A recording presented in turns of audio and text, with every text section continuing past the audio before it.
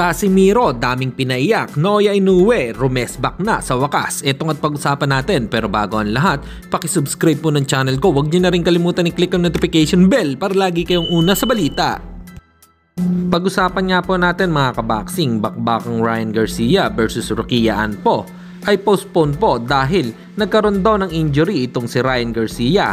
Humihingi nga siya ng paumanhin dahil hindi natuloy ang kanyang exhibition fight sa Japan dahil nagkaroon siya ng wrist injury habang ito ay nagte-training. Dahil dyan ay ma-adjust ang kanilang magiging laban ng dalawa.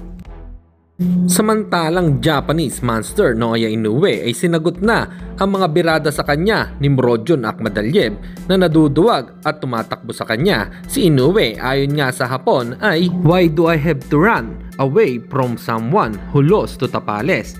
There's zero need for it. If you want to fight, keep the value of winning and wait. Now I'm fully focused on the good man fight." Yan nga po ang sagot ni Naoya Inoue kay Murodjon Akhmadaliev.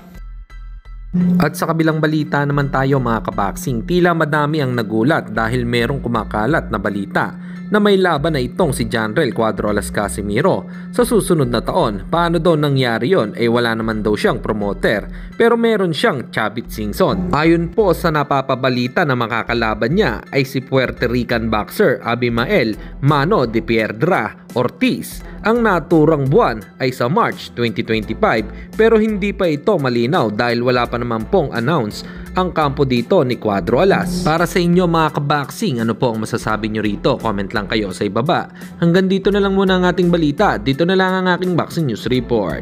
Babu!